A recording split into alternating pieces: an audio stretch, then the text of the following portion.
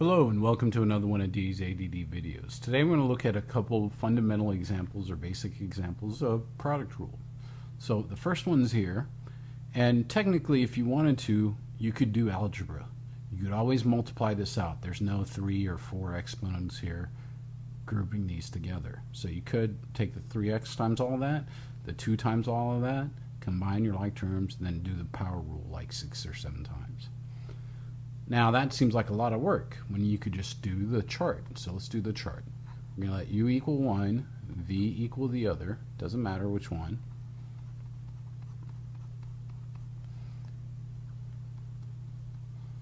Take the derivative.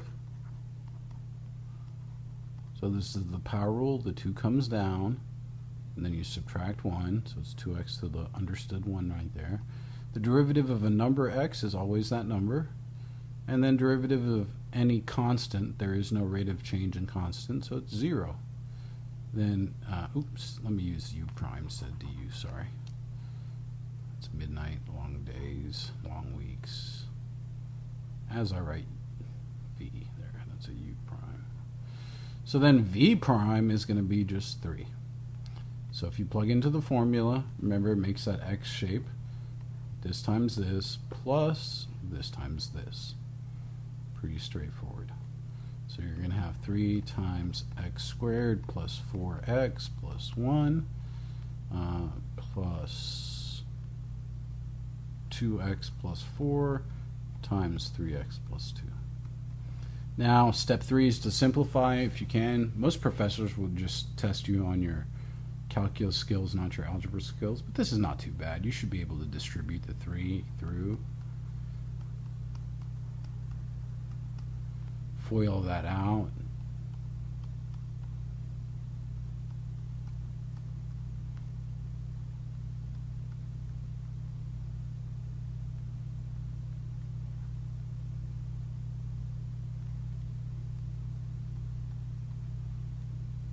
Combine your like terms, 9x squared.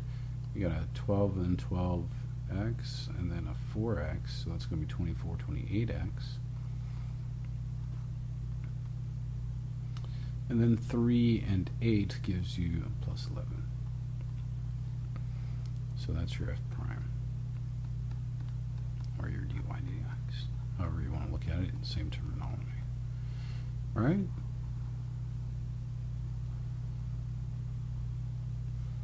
All right, next problem is right here.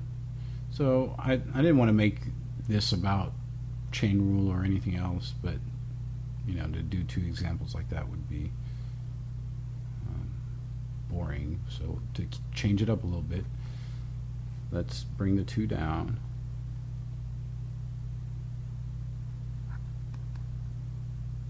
When we take the derivative of the 4x plus 1 squared.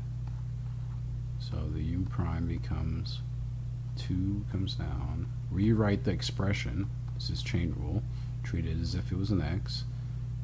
Subtract 1 from the exponent, then take the derivative of the inside, multiply it. So times derivative of 4x is 4, derivative of 1 is 0. Then v is 3 minus 2x, v prime is negative 2.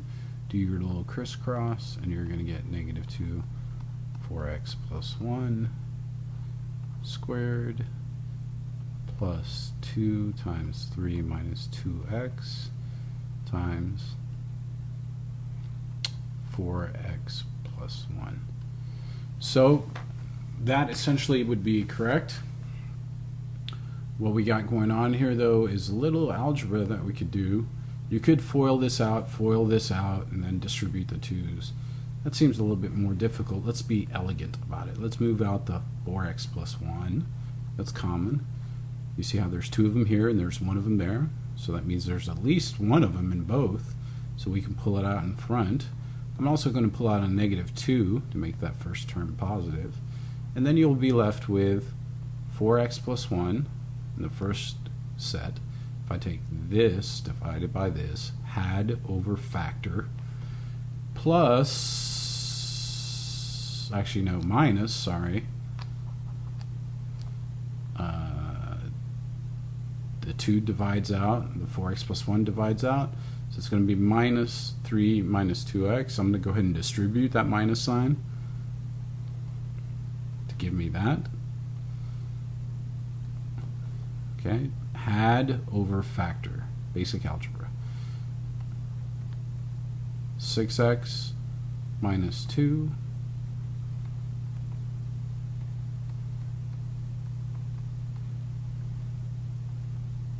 all I did was combine the 4x and the 2x and the 1 and the negative 3. And that would be a very simplified answer. Okay? Try to practice this simplification I'm showing you, because you're going to be doing extrema here pretty soon, and you'll be asked to set the first derivative equal to 0. If you FOIL all that out, combine your like terms, it's going to take you forever. This is a pretty quick process that'll get you to equal 0 pretty safely and allow you to set each one of these individually equal to 0 and find your what I call critical points. That's a different story altogether. I hope I've set you straight on the basics of product rule. Check out the more advanced examples, because they do get a little trickier, and more importantly, practice, practice, practice. Thank you, and have a nice day.